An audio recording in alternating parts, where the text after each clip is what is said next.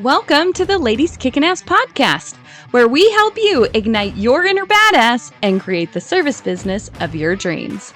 I'm your host, Tanya Wilson, and together we'll dive into inspiring stories and expert coaching to set your journey on fire.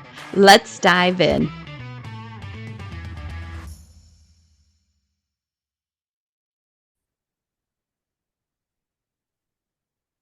Hi, ladies. I am so stoked for this episode. If you are a service-based business, holy cow, are you going to learn some stuff today. Today, my guest is Carlyn Bushman, and she owns her own consulting business, Carlyn Bushman Consulting. So it's nice and easy to remember.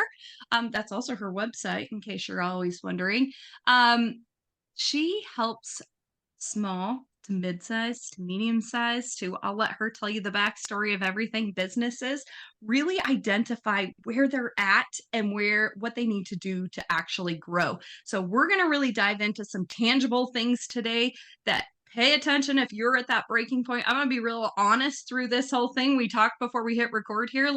I selfishly have a lot of questions because I find myself in my business at that point where I keep hitting the same ceiling year after year. And I'm like, I have great ideas. I need those people to implement them. Or maybe I'm not paying attention to the stuff that really matters. What is it?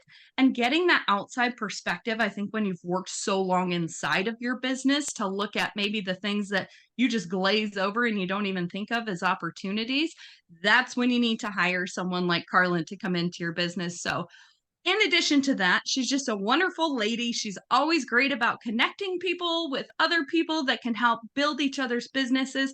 And she's just so much fun to talk to. We actually met at a luncheon about a month ago, and I've just been so excited to have this conversation with you. So, Carlyn, thank you so much for being on the podcast. Why don't you go ahead and give us your backstory? Who are you besides your business?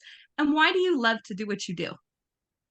Thank you, Tanya, for having me. It's so great to be here. Your enthusiasm makes this so easy, by the way. So having a conversation with you today is going to be not only informational and educational to your listeners, but hopefully a little bit of entertainment value. I've listened to your podcast several times and I find myself cracking up while I'm driving. So thank you for giving us both sides of that, because that matters. I try to keep the fun in my business also. So I am a mom of 4 children, and it's a blended family. We have a very beautiful blended family. For all of you listeners out there, you know that has its challenges and opportunities, and I love every minute of it. I went to Arizona State University, so I am relatively a native to Arizona at this point. I've lived here a lot longer than anywhere else. And I started in small business in Arizona, running a bunch of orthopedic clinics here, which led me to my corporate role. And it was such an educational experience. So I went from small business to corporate, and now I'm back in small business, and I love every minute of it. Let's see, what else can I tell you about myself personally? I love reading. I love doing jigsaw puzzles. I love connecting with women. I like cooking. And right now I'm actually doing a lot of nesting because fall and the holidays are my favorite seasons. So there's a little insight. I love that. Me too. I just am bare scheduling. And I love that you mentioned that, because I think a lot of times women are like, oh my gosh, no, it's the holidays and I got to do this and I got to do this. Close some things down a little bit. You don't have to achieve everything in this next 2 months. I think we put a lot of pressure on ourselves to be like, oh shit, I got to hit the end of the year and I got to have this done and I'm going to launch this and I'm going to do this. Set it up for 2024 and enjoy your family. If that's something that you enjoy doing, I love it. From Halloween, from September 17th on, I'm on the slow-mo thing. I want to spend that time with my kids. They're not going to be here that long, you know? All of this stuff can be done in chunks moving out there. So I love that you say that. Giving people permission to do that. Because sadly, as women, it's like we need to hear someone else say, hey, I'm doing this too. And then we're like, oh, great. Now I can. Tanya, that actually just happened to me last week.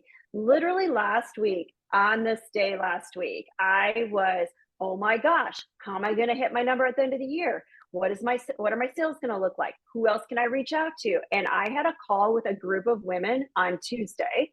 And I voiced the stress, and they just said exactly what you said. Hey, hold up. It's okay. And one of them said, I'm kicking it down to 2024, and I'm regrouping and revamping my goals to reflect that in 2024. And I'm giving myself 12 to 14 months to achieve that for next year. And I thought, oh, she just gave me permission.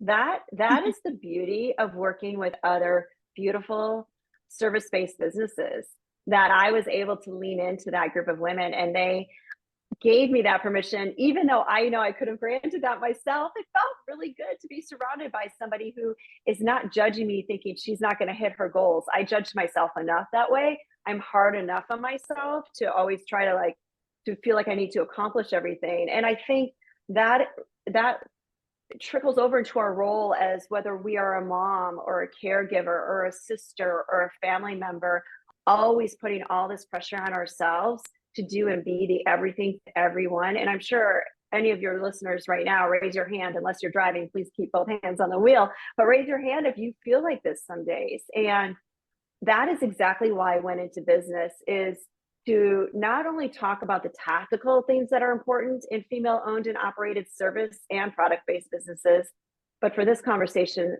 really focused on service based businesses. There is the mindset, which we know is a huge percentage of our growth and opportunity, and then combine that with the tactical side. And I've used this word recently as I learned it from a woman that I respect in this space. And she said, it's bilingual. You become bilingual as an entrepreneur, balancing the mindset language with the tactical business acumen that you need to know to grow your business. So I thought, what a great way to look at it. I'm bilingual. I try to work with mindset and giving ourselves permission, and the tactical on how to set yourself up for success. Oh, that is good.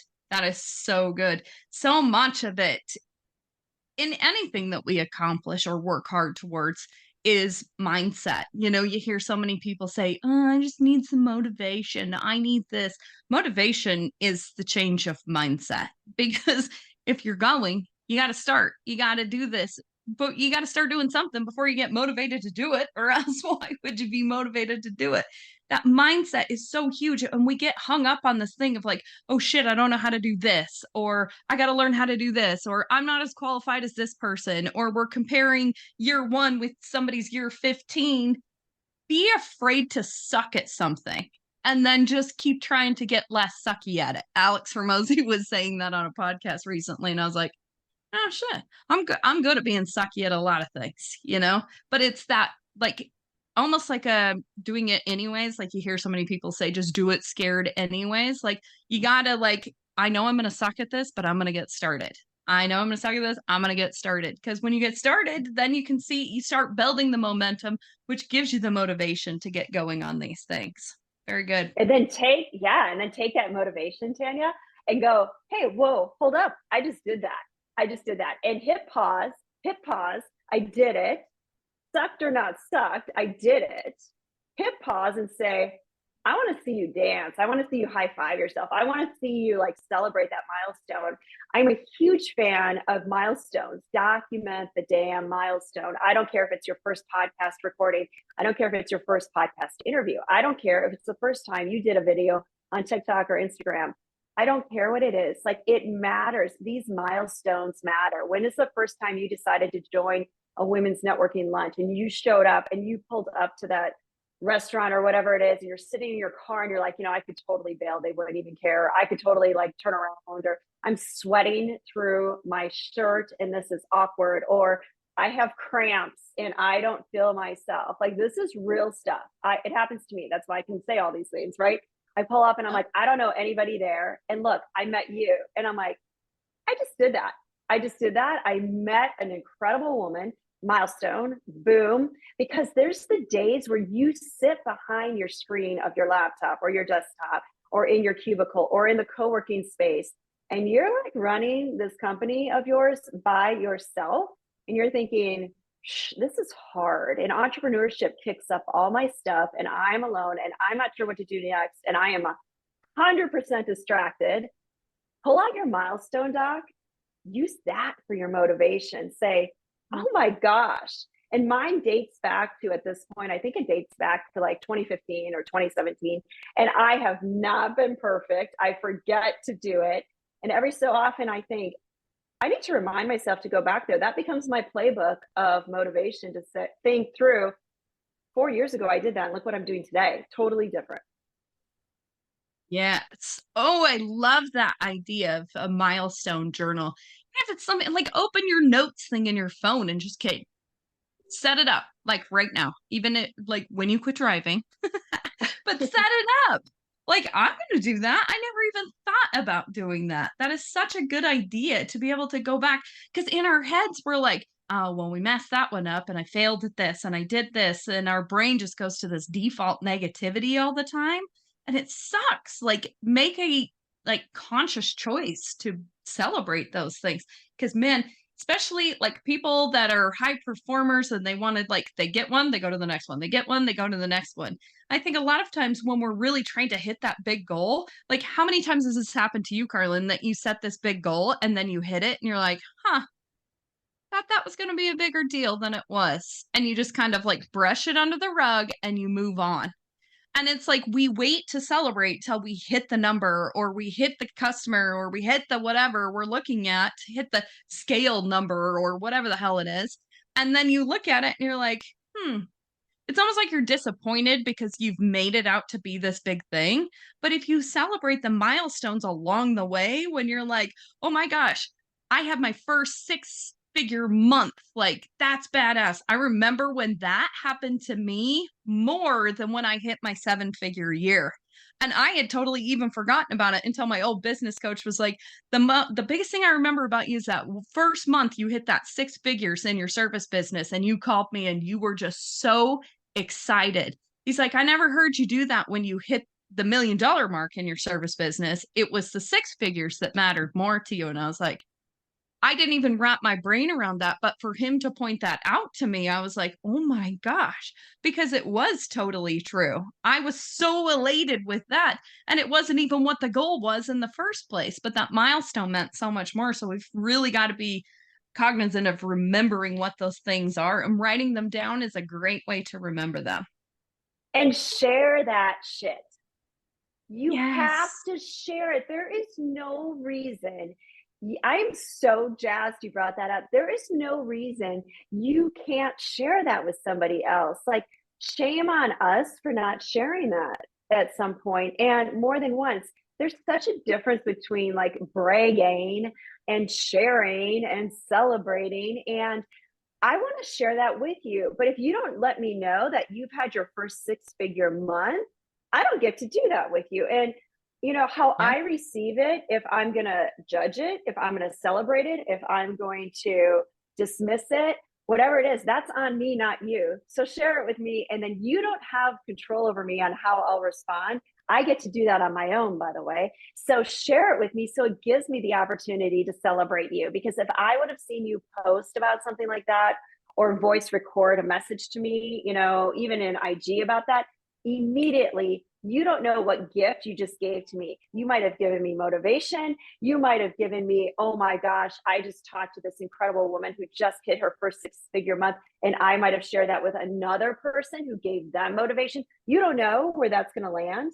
Yeah. But it's so powerful. And I'm not saying other people do this, but there's others out there that do that. And we can do with it what we like, but they're making it happen. Look where we're sitting, right? We're looking, we know some of the people that do that, and we can choose to judge them or do whatever we want with it, but be in the group that supports that. I think it's beautiful. 1,000%. What someone thinks about what you're doing really is none of your business in the first place. So I just don't even, get concerned about what it is that they have to say. To me, if you're upset that I just shared that, or if you're like, oh, must be nice, which is my like most hated phrase in the world. Anyone that knows me knows that. Like, this is proof that you can do it too. And I'd rather say it and affect those ones that are like, is it possible? And just let those people have their little pity parties over there by themselves. I think as women, we're so concerned about like, what are other people going to think? What are people going to say about me? Who gives a shit? Like, so many of us dampen how bright we are because we're afraid that we're going to hurt somebody's feelings, hurt their damn feelings. Maybe it'll motivate them to do something. We got to stop being such sissies about shit and just talk about what is actually happening, because there is incredible, like, even to be able to say, as a woman, that I have a business that makes 7 figures in a year, that's less than 2% of women owned businesses that make over 7 figures in a year. Like, just for someone to hear, like, this little old girl from Wyoming made this thing happen, built a team, did this thing. I don't make those numbers by myself. I have an incredible team of people, but somebody had to be brave enough to open the doors. And you need to celebrate yourself to do that stuff. I think we need to talk about it more too. I think it's so important. And it's so healthy to give that oxygen. So I think our listeners have now received 2 really great things that were almost unintended in the beginning of our conversation. And the first one is to document these, like, celebrate. Oh, do something that scares you. Number 1, do something that scares you in your business. Just do it. I am from a very rural town in Wisconsin, so I totally relate to the Wyoming comment. So do something that scares you. Do it. Did I think I'd be sitting here today when I was growing up in Wisconsin? No, not necessarily. Number 2, document that milestone. I think it is so great. The minute you do it, say, I just did that. It scared me. It was good or not good, whatever it was, it doesn't matter. Document it. And number 3, celebrate the milestones, celebrate the wins with others. Please just tell 5 people so that we can let that be a ripple effect for everybody else. You don't know what you're sharing with others until you actually celebrate that. And to your point, the statistics, why are we comfortable with the statistics of less than 2% hit 7 figures? That's not comfortable for me. That is incredibly uncomfortable. It gets even more interesting. Only 31% ever hit 6 figures. And I bet there's women listening today that would have said, that's not right. Oh, contrary, it is right. 31% of female entrepreneurs ever hit 6 figures top line. So if you are listening and you have hit 6 figures top line, I want you to message Tanya right now and tell her you're celebrating that today, because you are in that top 31%. And then 500,000, 10%. 10% of women entrepreneurs ever hit 500,000. So again, these are great milestones for you to celebrate. And if you're not there yet, that's okay. Now you have things to shoot for, because there's nothing more important to me and everybody I surround myself with and everybody I work with is to help women stay in business. You can start, you can get your URL, you get your website, you get your IG handle, you get your LinkedIn profile, you get your TikTok, all that set up. That's great. Staying in business, Tanya, I am sure you know, it is hard.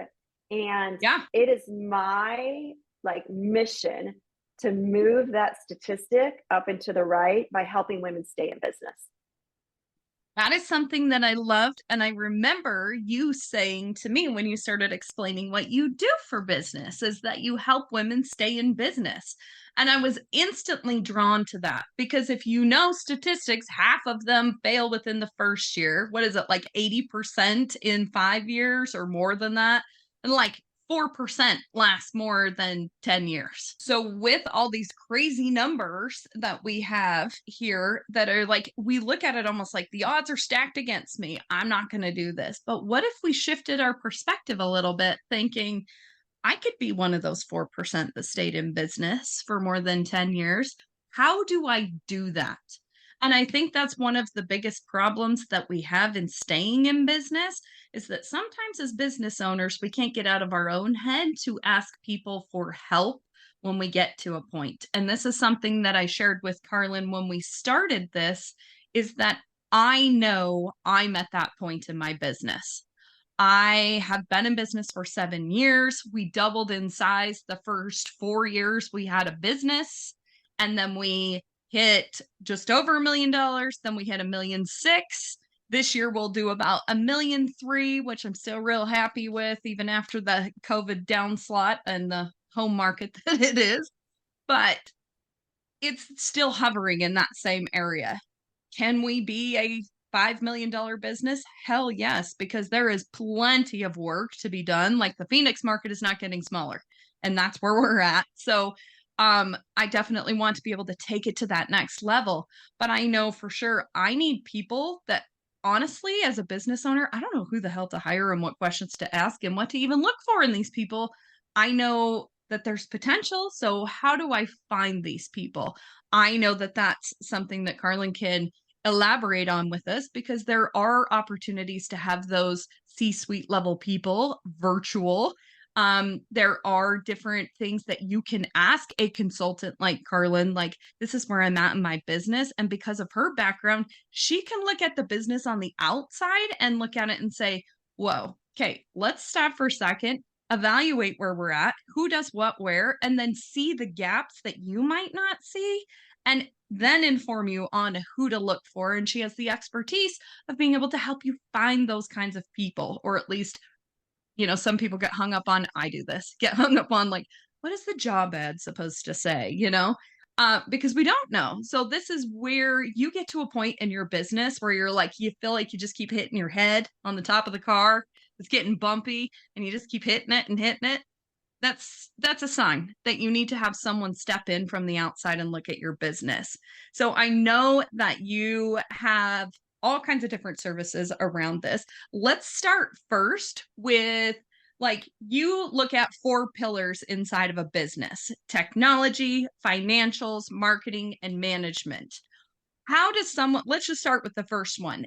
How does someone know that they're up to date and where they should be? Many people that listen to this podcast are in home service or service-based businesses. How do you know you're where you're supposed to be with technology? I mean, it's AI shit all over the place. When do I use it? What do I do? How would you explain how you tackle the technology part of that pillar?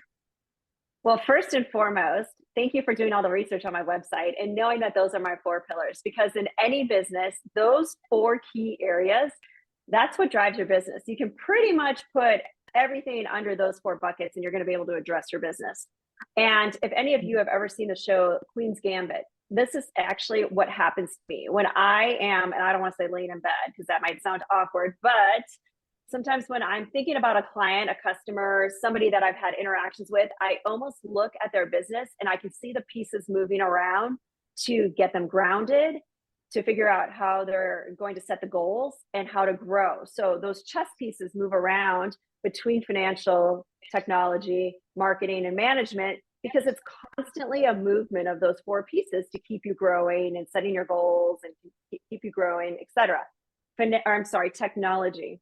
It's up to me to stay as advanced on technology for my clients and customers as possible. To that end, I am actually enrolled right now in a really intensive 3-month course, very expensive, a ton of homework in AI, because I want to stay ahead for my clients in the AI space, not be afraid of AI, but how are we going to use AI in our businesses to help us, not take away other people's positions, not to supersede anybody who's in that AI space. There is so much inside of AI that you can use today in its most simplified form. And I incorporate that in all my education and all my consulting. So yes, AI is all over the place. The response I get, even at a recent networking lunch, was, we can't wait to hear what you're learning and how to help us use AI, because it's a little scary on how much is there. And it can be overwhelming. So I really break down technology and assess all the platforms you're using, what they're costing you. Let's just be honest.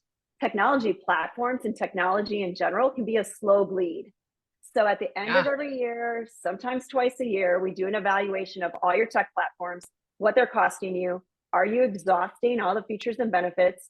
What can be replaced with something better, bigger, or what needs to go away? That's a part of the cost involved in your business. And it's really, really worth getting grounded and looking at that. So I love technology. I have a team that actually sets up standard operating procedures for your business, which eliminates the unknown, like onboarding new hires, onboarding new clients, all kinds of behind the scenes operating procedures that really help a business get organized, structured, and oh, guess what? Frees up more of your time. It's so amazing. So now you've got more free time to do what you do best. Mm-hmm. And we all need that. All need that. I'm reading Dan Martell's book right now, Buy Back Your Time. Have you read that? No, I'm going to write that one down though. Oh, it's so good. It's so good. It kind of talks about the premise of like so many people are like, hire people to scale your business. He's like, hire people to buy back your time. No one is better at scaling your business than you're going to be. And it's like the smallest things, like having, like sitting down and writing down everything you do for a week. It's a pain in the ass, but when you look and go back through that every time you switch to a different task, it will blow your damn mind because you have no clue how much stuff you're doing all day long because you so effortlessly go from one thing to the next thing to the next thing to the next thing. But then when you look at the end of the day, you're like, if I hired somebody just to do these things, what else could I have done today? Because there is a point in that too, where you're like, there's only so much bandwidth in your brain to be able to switch back and forth from one task to another. And although you think you're being hella productive most of the time, there's a lot of like, you got to get yourself back on track in order to do, you can't go from marketing to financials. And that's like a really swift, easy transition. Like, that knocks me out for 2 hours. That financials, I hate it. That's not my favorite thing. But I love the marketing stuff. So then you're like, you hum-ha around it for 2 hours before you actually start doing the damn task. So really finding what it is you want to do and then hiring people to do all that other crap that takes you so much time. So Cool. Tanya, I have a gift. I have a gift for your listeners then. You're going to love this. As you might guess, I've automated exactly what you've talked about, which is delegation. I have, and we'll drop this in the show notes if you would like, I have set up this Google Sheet basically, but it's automated where you can keep it open on your desktop, laptop. You can print it out. I don't care what you do with it. But once you enter everything into what you do every day, there's 4 quadrants: what you must do, what you like to do, but it sends you down a rabbit hole, basically, what you never need to do, but you find yourself doing it. And then there's a 4th area. And it takes all those for you and your team members, if you have team, and you do it with your team. And then it takes all the tasks and automatically populates that you need to find somebody to do these other things. That becomes your job description. That becomes the ad for your new hire. That fills the gaps in your company, and it does this for you. And I'm explaining it in Cliff Notes version, but it is the best tool. It is the best tool because it does the work for you. So this is one way for you to save time and get back your time, and taking everything you're reading and buy back your time and apply it. And I have found it to be so useful to be able to build job descriptions and really hone in on inside an organization who does what and who really likes to do what. You really get some interesting answers where you thought somebody liked to do something and they really don't, or they're volunteering for a task that is on the must get done list and no one else is doing it. They're like, well, I'll do that one. I really like doing that. And I would have never guessed that. So it's a really great tool inside of the management aspect of your time and your business. I need that. That's awesome. Well, that's a huge deal right there. That's worth everything in this podcast because that's a pain in the ass trying to write all that stuff down. Then you have to figure it out yourself where everything's supposed to go. So that's awesome. Thank you so much for talking about that. That's going to be incredible to help. So now you can see, right. And now you can see where we've taken technology as the starting point of our conversation, eliminating some things for you to buy back your time. And you provided a resource, Tanya.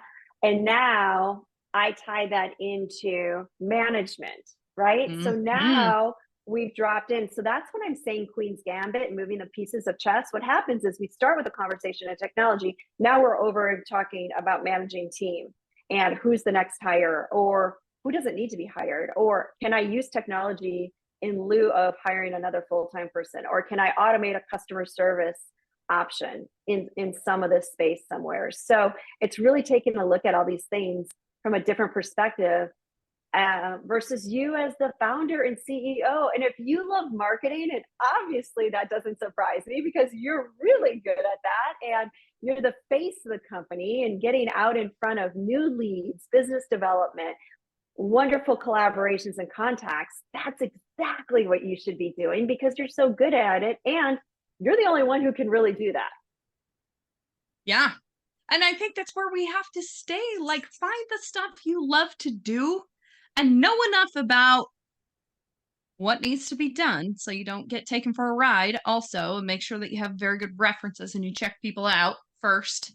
I'm talking to a lot of home service companies because sadly I hear the bad story of a lot of stuff too. They're like, I don't like to do this. I just farm it out. And then they go to do their taxes and somebody's been leeching money. You know, we don't want stuff like that to happen either. As the owner, you still need to be knowledgeable about what it is that's going inside of your business, and you have to manage those things with people that you have given those tasks to. So I love that you said that. So as far as management, that's another one of your pillars on there. When do you think in a business you need to hire, let's say, like, I keep hitting my head on the ceiling because I'm like, I need hire people with more ideas, plans, knowledge, education than I do to take this to the next level. At what point do you decide I need to hire these people internally, or maybe look towards like the virtual C-suite stuff that you talk about through your business as well? Like, what kind of conversations do you need to have so you know what to do? I think that is such a great question for all of our listeners here. I think you can hire a virtual C-suite at any given point. It really just depends on what your goals and objectives are and how much you want to do inside of your business. So as an example, I have a client and she and her husband are running $1 million business, and they also are doctors. So they also are still working inside of their practice 2 or 3 days a week. They hired me as the virtual C-suite earlier because they knew that they still had to run their own doctor practice, basically. And they also are ramping this company up to go past 1 million. So they started earlier than some others might.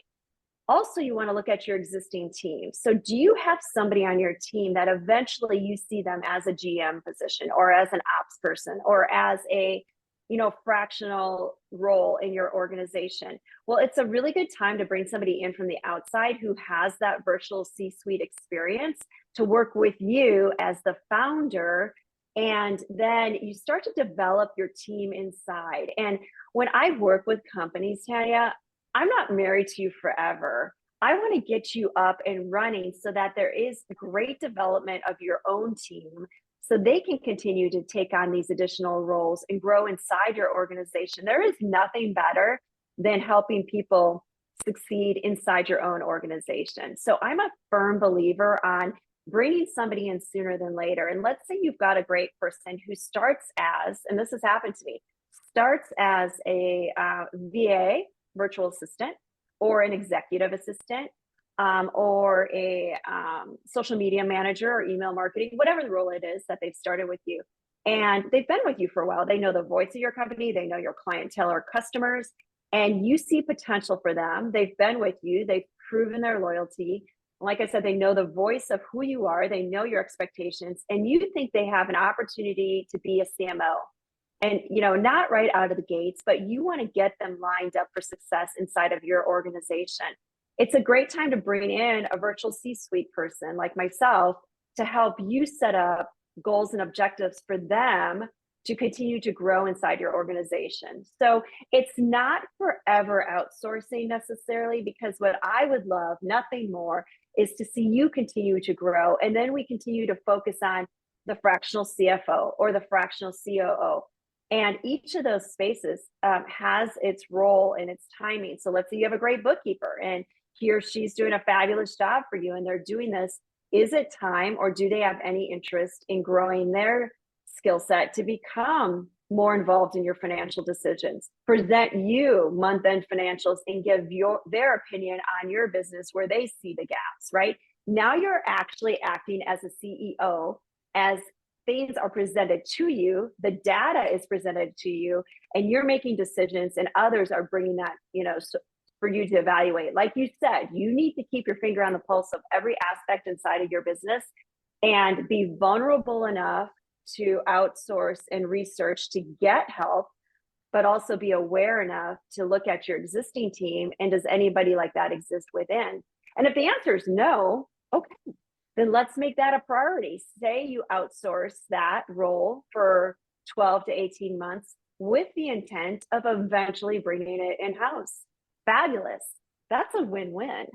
And let that virtual C-suite person help you guide and set that person up for success as well.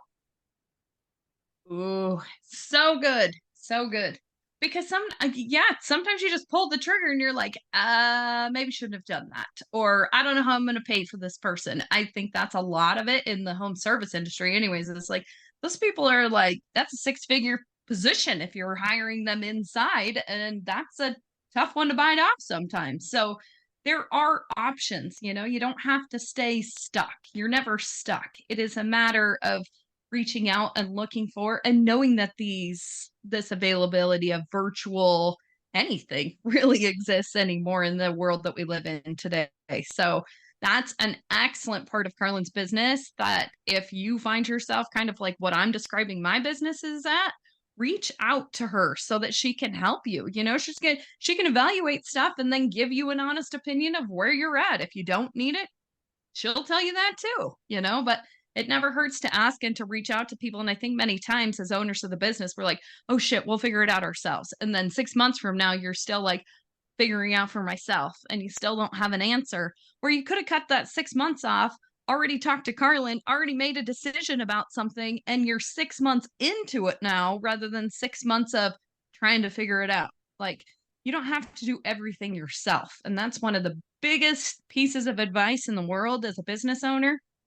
Quit trying to do all the shit by yourself, because you can't do everything well by yourself. You can't. And it's sad because a lot of times we do that and we become the bottleneck of our own business because we're scared to hire somebody. We're scared to hand it over. We're scared that no one's going to love this as much as I do. That's not necessarily true. It's definitely not. It's really, I think one of the biggest things with that is when you find yourself in this position and you're hiring more people to work in your business, it's how you make those people feel when they're working in their business and your leadership that is going to get them to come and stay and become loyal with you versus what you're doing. Because you hired them because you're already a hot mess and you can't get it all together. I have a new guy that's working in my office this week. Tristan just started with me. I hired him as business development because I didn't know what else to call him, but he's like literally offloading like all this, like a bunch of like the busy work of marketing stuff, busy work of sales stuff, creating things for me. And I'm like, fantastic. The guy's so smart. I like got him logged into all these accounts and he's like, okay. And he's just like working away. He's only been there for 3 days now. He's in there working independently and himself, setting up all these processes and digitizing stuff for me. And I'm like, this is one of the best hires ever because I didn't even have to teach him how to do anything. He's teaching me how to do it. And it's so cool when you see that you've hired someone like that. This is a totally different onboarding than I've ever had before, because I've always hired people that now I have to sit right next to for the next 3 months and teach them how to do everything. If you hire someone to take stuff off your plate, you shouldn't have to teach them how to take the stuff off of your plate.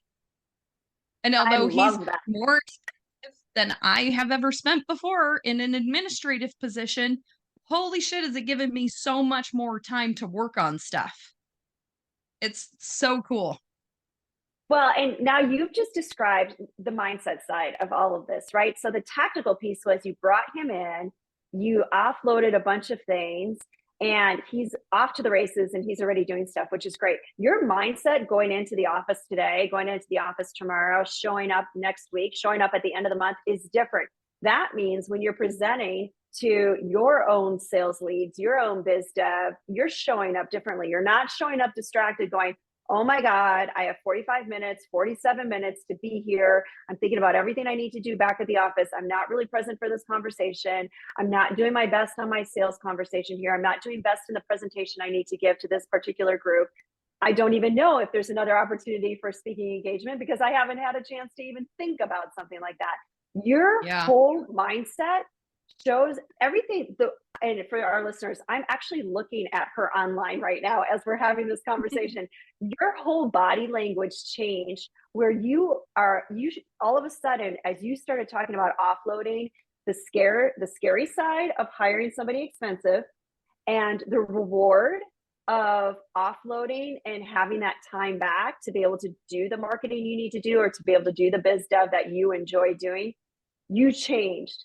Like you looked lighter, you looked energized, and your clients, customers, audience, we're going to feel that. We're going to say, wow, she has so much positive energy.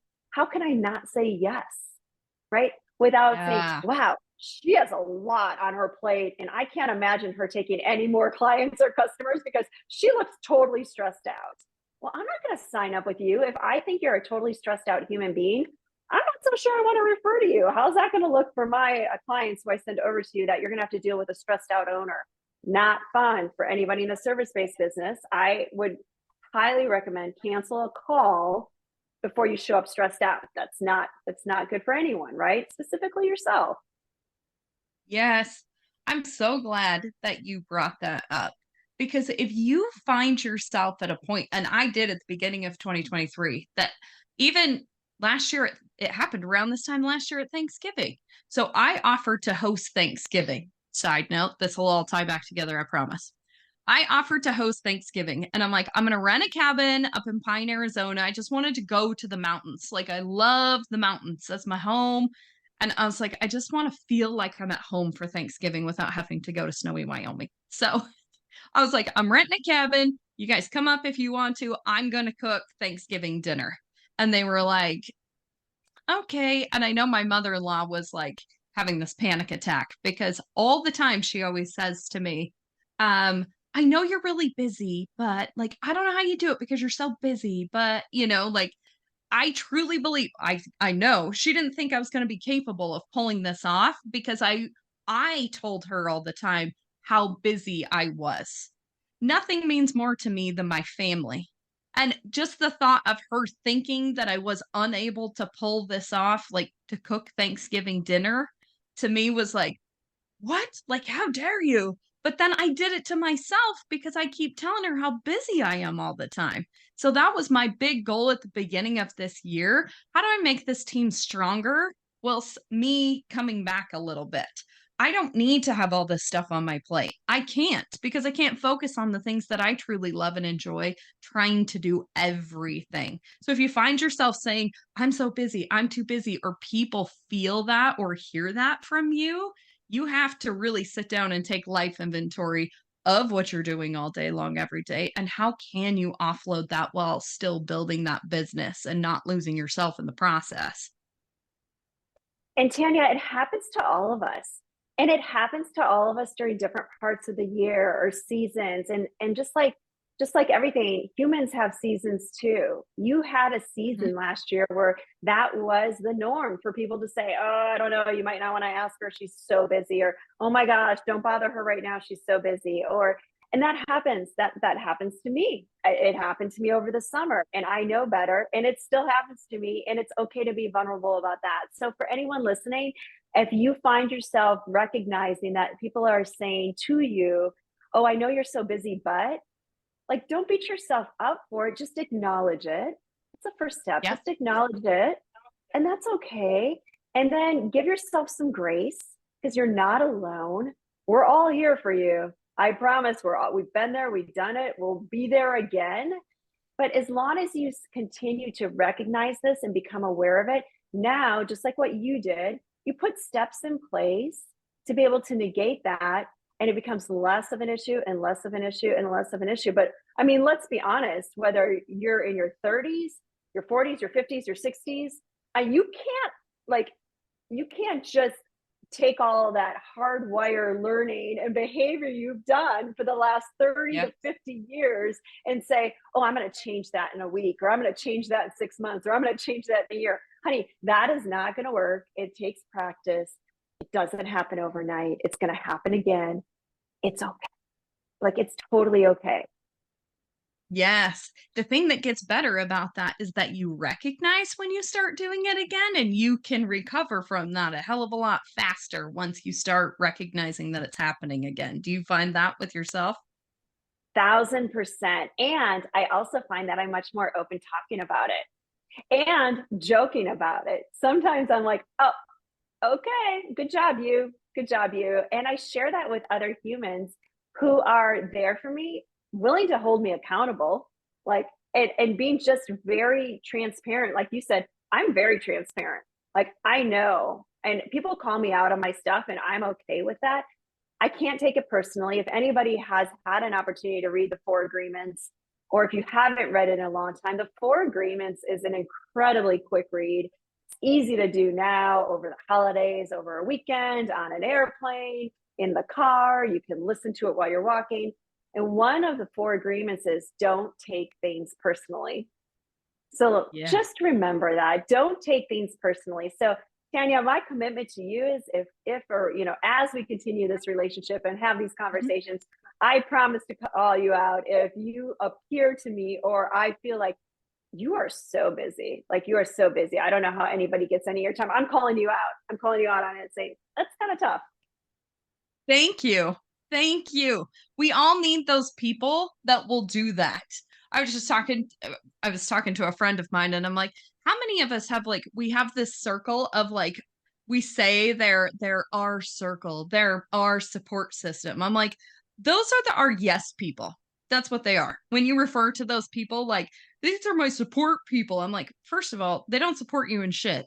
It's just like when you go to them and you have a problem and they're like, oh yeah, you're so great. Like they never disagree with you. They're your yes ladies, yes men. And then you have in a group of accountability people.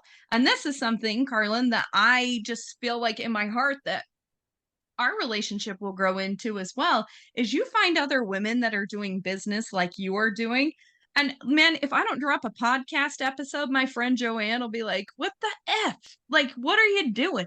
Like, are you okay? There's no podcast this week. Like, what the hell's going on over there? And she'll just call it like she's real. Like, she'll just call you right out on that. And I'm like, I need those people in my life because if you are an entrepreneur, you don't have to answer to people a lot of the times. You're the person, like, yes, you have to like help your team, but no one's holding you accountable for shit. So you need to have that group of people that will call you out on that. That makes your relationship even stronger. Is now I know myself, you're going to be watching me and you're going to be being like, really? Another thing? Like you're starting another business? Like, do we need to do that right now? I thought we were working on this one. I need people to do that because if you're an entrepreneur, you have shiny object syndrome for the most part. So you just keep going and going and going. The ideas don't stop. The implementation does. And so we need people that will do that. So I appreciate that very much. And if you find yourself where you're like, I don't have anybody that calls me out, shoot us a DM because we'll tell you that. I love that you offer that to our listeners. Please take us up on that because I have a client and I am going to send her this podcast because she needs to hear this. She knows we've been working together for over 3 years now. And we get on a call together and she says, Carlyn, don't kill me, but, and I know exactly what that's going to be. Shiny object syndrome. She's going to tell me about some other idea. She's like, don't kill me, but. So now we've got this great relationship. You just laugh. She laughs. I laugh because it's a real thing. And stay Yeah. creative. All of our listeners, you're in the business, you're in as an entrepreneur because you thought of something that is filling the gap in the world that needs your talents, your time, and your attention. Stay there. That's a beautiful thing. Stay creative. Just give it a home. Just give it a home. All I'm asking you to do is give it a home. If you say, I've got an idea, well, let's say do that April 24th. Let's put that on a calendar for April 24th, and you're going to revisit that. Don't lose sight of that idea. Give it a home. It doesn't have to be today. You don't have to do it today. Let's get everything else to where it needs to be and visit that goal and say, is it a good time to do this now or not? So write it down, put it in a calendar, do something with it. Don't dismiss it. But you don't need to address it right this second. It doesn't have to be a right this second thing. Yes, I have one of those right here on my wall in my office. I call it the parking lot. That's going in the parking lot. And then when I'm ready for another project and I've completed one, then I can go to the parking lot and I can pull another post-it note off and then I can start working on something else. We have great ideas. We don't want to lose sight of that. That's what makes us as entrepreneurs, is having those great ideas. But you can quickly get overwhelmed and not accomplish really one real good because you're doing 15 of them at the same time. So that's lessons learned from somebody that's done that too many times. Too many times. Well, with all of that, like there's two more pillars I really want to talk about here because they are very, very important inside of the business. One is marketing, one is financials. Marketing is you got to market in order to ever worry about your financials. So let's start with marketing. Like, what do you do inside of a business to look at it and be like, is your marketing on point? Are you maximizing what you could be doing? Like, what is it that people need to be looking at with that? There's two factors I look at with marketing. Number one, whether it's just you and you're a solopreneur and there's no one on your team, or you have a team of 1, 2, 3, whatever that might look like. And I'm talking W-2 and 1099s, by the way. So when I talk about team, I'm looking at 1099s, which would be freelancers, contractors, all those things. And I'm talking about W-2, which we know would be an employee of your actual business. Everybody on your team should be involved with your marketing. Everybody should have a level of sales role within your organization. You might be saying, well, wait, what about my graphic designer? Your graphic designer needs to be reevaluating those designs, those colors, those fonts, the matching your brand style. It should be impactful enough to impact your sales. Everybody needs to understand your sales. I'm also very transparent in saying everybody should at least understand a swag of what your sales goal is for the week, the year, whatever that piece is, whether it's 10 reach outs or so many DMs inside your social. Everybody on your team has a sales impact. So for marketing, I put marketing and sales for small businesses often together because I really want there to be a sales aspect. From another marketing standpoint, dashboard. I am a huge fan of metrics, and I want you to be able to measure what's important inside of your business, not only for the current situation, but historical data tells you a story, right? So why double down on your marketing efforts in Arizona in July when there are less human beings in Arizona in July who are going to purchase your service, right? So look at your historical. And now, yes, we assume that's the case, but maybe whatever marketing you did in July landed you a ton of business for September.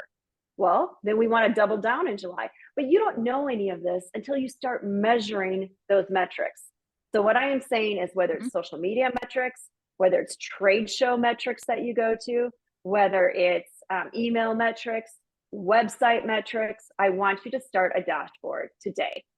And if you have questions on that, hit me up on my website, book a 20-minute free consult. I am happy to tell and talk through any of those because I am a huge numbers person. Spreadsheets are my love language. Numbers tell me a story. That's my whole creative side, are numbers actually.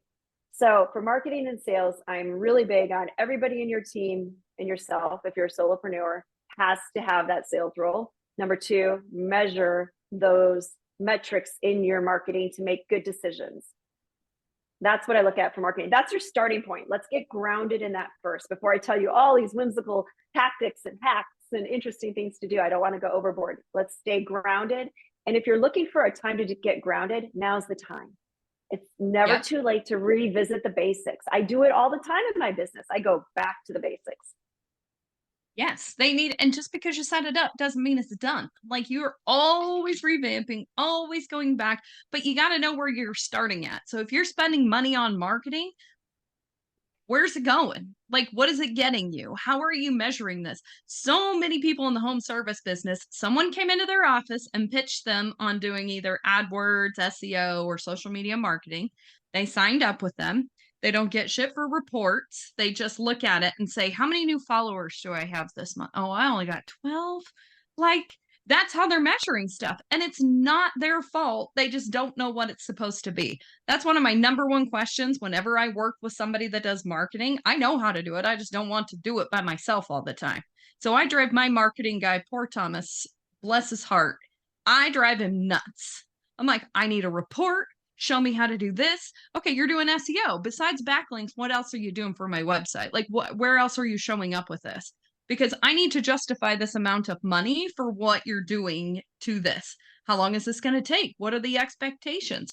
If you don't ask these questions, you don't know what you're getting. You don't even know what you're spending your money on. And most businesses are spending 10% or more on marketing. That's a chunk of change. If you're making $100,000, so that's 10 grand a month you're spending on something. Know what you're getting from it. Know how much those customers cost you. Okay, so you just took us right from marketing into financials. And let's really talk about financials and let's talk about those numbers. I highly encourage you to budget for 2024 or 2025 or whenever you're listening to this evergreen podcast, because it's such a great podcast. You're going to want to evergreen and listen to this, and you're going to want to save this podcast and listen to it again, because this is back to the basics. So budget for your next year. And it doesn't mean that's set in stone, but let's use that as a tool to start with. And when you're looking at your rev goal, then look at your payroll next, because payroll is typically the biggest part of your expense line in your business, right? And the benchmark for most service-based businesses, now I say most, everybody can argue with me all day long and which direction this goes, but you want to try to stay around 50%. 50% of your rev or your sales are payroll. You've got to kind of stay. If you can get less, that's great. And that we're talking employee benefits, we're talking comp time, we're talking everything that goes into that labor piece. We are also talking 1099s or contractors, right? So start there. If you haven't done any of this, just start there. Then 30% goes into your general and administrative. And that is costs like your, all your office expenses. General and administrative, often referred to as G&A, is all the other stuff. Office supplies, tech platform fees, right? That slow bleed I talked about earlier. All that kind of stuff in there. Included in there, by the way, because you brought this up, is marketing. Marketing is included in your general and administrative costs. So if I say 30% goes to your office supplies, your rent, your utilities, your phones, all that jazz, then of that 30%, what Tanya just said is on average 10 to 14% is dedicated to marketing potentially. Okay, and that leaves you 20% profit. And that is profit pre-tax, or what they would call gross profit. EBITDA is another term that's used. I don't want to get into the weeds on all the financial terms right now, but that leaves you with a bottom line of 20%. And you've got to take out taxes from there and a few other things. So then that leaves you with, as an owner, X% at the very bottom. In that labor piece, though, make sure you count for paying yourself. You've got to pay yourself inside of your business. One of the biggest mistakes I see is that we come to the table and we're like, we have 35% profit. And I'm like, that's great. How much are you paying yourself? Well, $10,000 a year. I'm like, I think you're probably worth more than $10,000 a year. So if I were to buy your company, right? We always should be building our company to sell, whether you sell or not, totally up to you, but build your company to sell, right? How much is it going to cost me to replace you? So let's say I'm building the company, you're building your company to sell, Tanya, and I want to buy it. And you're salarying yourself at 25 grand a year. And I'm like, there is no way I could replace you to continue running this company at 25 grand a year. So your financials look like junk to me, because your profit might be at 40%, but once I put a real salary in for you, your profits are going to look like they're 8%. And is that acceptable to me or not? Very, very important. You don't have to do it right away. You can level up to it. Start by paying yourself $1,000 a month for your first year. Start by paying yourself $5,000 a month in year 2. Next, pay yourself $10,000 a month in year 3. Whatever that number is that works for you to start with, that's fine. Just please start. That is such good advice, because so many business owners are like, I'll just take the scraps at the end. If there is some, talking about myself here, I did this for a very long time. If there's money left over, then I can take some money. And if you want to hit burnout faster than anything on this freaking earth, stop paying yourself. Because then you look at this business and you're like, fuck this, because I don't want to work here anymore. I'm not even getting paid. So you will, I know that sounds like super extreme, and I use that word on purpose because that's the point you will get to if you stop paying yourself. Because now you are literally like the most needed and most valuable non-paid intern in that business. Because if you're the one that is still doing a vast majority of it and you're not paying yourself, that makes your business look like crap, just like you said. And it will make you start resenting your business. And the reason you got into business is to build a business that you love to go to every day. And then you end up like wanting to light it all on fire and run away to Maui. So don't do that to yourself. I've been there before, and it's hard to come back out of that. It is so hard. And when you said burnout, that is exactly what I see, exactly what I have felt myself personally, exactly speaking from experience. And the second piece in the financials, outside of the metrics we just shared, outside of pay yourself, the third would be go get a line of credit when you don't need a line of credit. Okay. And I know that sounds counterintuitive. And I know everybody's like, I don't want debt. I understand that. You will hear this in every business book or every relevant business. This is not rocket science. I have not made this up myself. I study this day in, day out. I study it in the value of money as it is today and the money value 10 years ago or 20 years ago.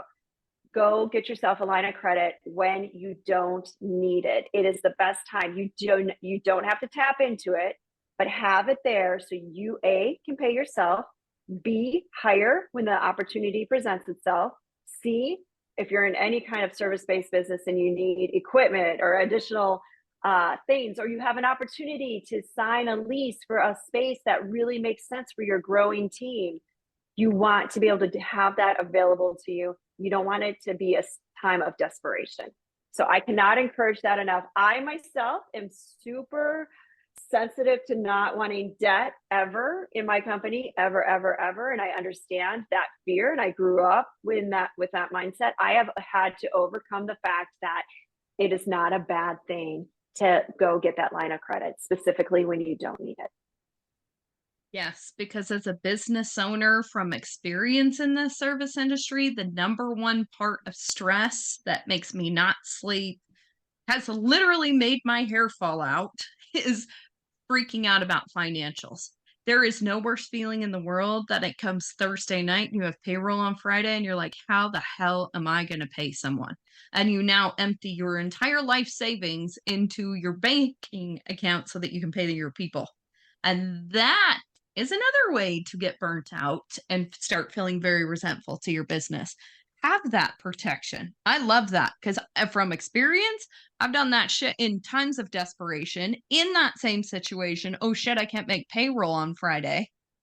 Oh crap, now I got to get this. Then you get lines of credit or business loans that are disgusting to look at on paper, but this is what you had to do in order to keep your business doors open. And then you end up paying a lot more money for that money. So from a very hard lesson learned and still getting out of myself, definitely that is some great advice that I wish someone would have given me at some point. So from experience, that is really good information. And Tanya, let's just pause and celebrate for a second. Did I not hear you say earlier in this call the celebratory moment you had when you had a 6-figure month?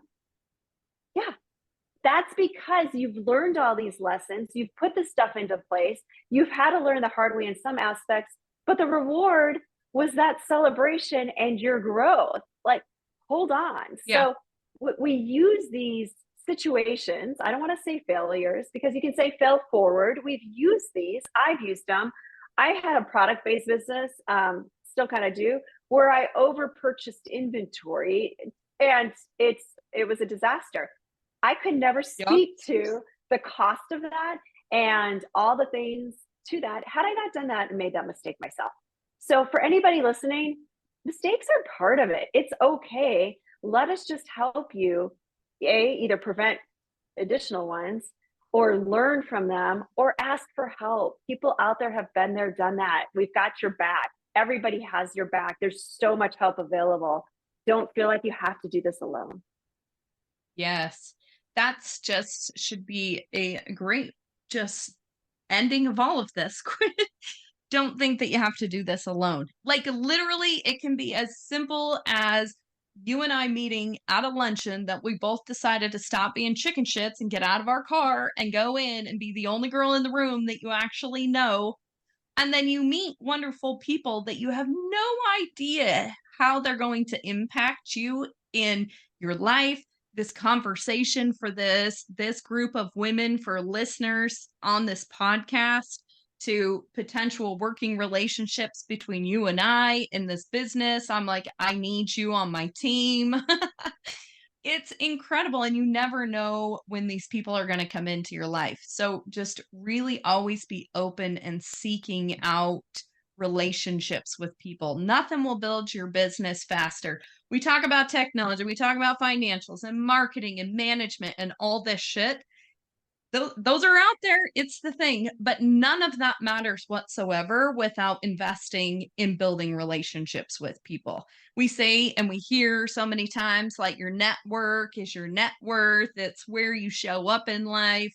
It doesn't necessarily determine how much money you're going to be making, because you still have to do all that. But knowing that there's someone you can call when you feel like, oh shit, I don't know what to do with this, or maybe I made a bad choice, maybe I need to run this by somebody, rather than doing it by yourself, that is worth everything in the world. It's your peace as an entrepreneur, is having that network of people to call.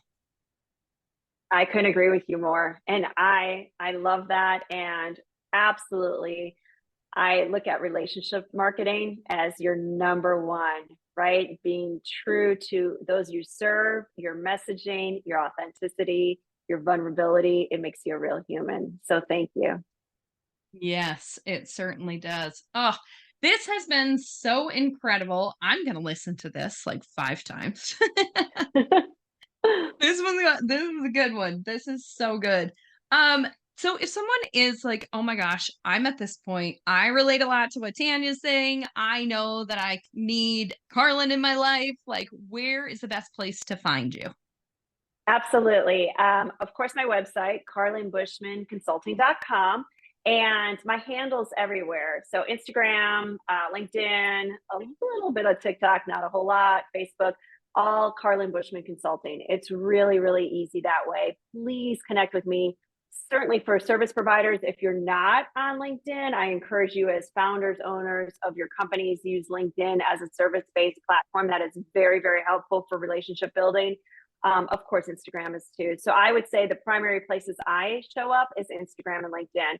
I will meet you wherever you are. And I do have a 20-minute free conversational call that feel free to access that. I look forward to meeting all of your listeners at some point. That is an incredible offer that everyone should take up after listening to this podcast. I'm like, I need more than 20 minutes. So in the end of this podcast, this has been so freaking good. My mind is spinning a million miles an hour. I'm not going to get any rest this weekend. I'm like check marking everything in my brain. At the end of this podcast, I love to just come back around to who we are as women and really just reconnect and think about, we talked a lot about business. We talked a lot about ourselves. We talked a lot about relationship building and working with women, and how we show up as even moms doing all of this stuff, and the way that our kids are looking at us. So I always love to learn from the guests on the podcast what the phrase "ladies kickin' ass" means to them. So what does that mean to you, Carlyn? Oh, I love that. Do you know what comes to mind immediately? When, for any listeners who have watched Ted Lasso, when she goes into the restroom and she's about to walk into an all-male meeting with that negotiating the soccer teams, right? And whether her soccer team's going to show up and be one of the chosen ones or not. And she goes in there and she makes herself big. She makes herself big. That is what I look at. And I look at somebody like you, Tanya. When I met you, I'm like, she's really good at what she does. She shows up. She's in a pretty highly male dominated space and she's kicking ass. I love that. I love being the woman behind so many great women who literally make themselves big and show up and kick ass. There's no better feeling for me. So that's what I think about is all the women I serve, when they make themselves big, show up in the room, whether it's asking for money from venture capitalists in a male dominated arena, just showing up at home with their family and taking control, whatever the case is, they are kicking ass in my world. Oh, I love that. Make yourself big. For so long, that's a touchy one for me. So many times as women, they walk into rooms, especially if you work in a male-dominated industry, where oftentimes I walk in the room, I'm the only girl in there. You can walk in there and you can shrink down, or you can walk in there and have every single one of them looking at you saying, who the hell is that? Be the who the hell is that, you know? Don't ever shrink down when you are the only one that is there. Don't ever shrink down if you're in a room of women and you don't know why the hell you're even in there, just like we did. Walk in there and keep your head held high and really believe in yourself, because that will attract more people, more business, more relationships than anything that ever comes out of your mouth is the way you hold yourself. So that's just a beautiful realization and an excellent way to end this incredible podcast. So thank you so much.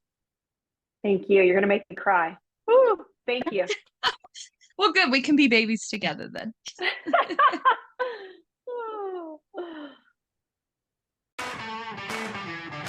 Thanks for being part of the Ladies Kickin Ass community. Cheers to all you badass women out there. Keep rocking your power, igniting your fire, and making waves in the service industry.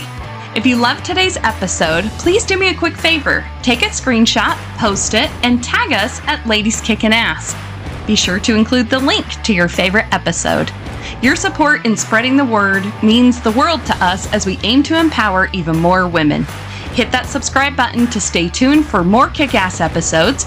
And don't forget, a 5-star review is the ultimate high five.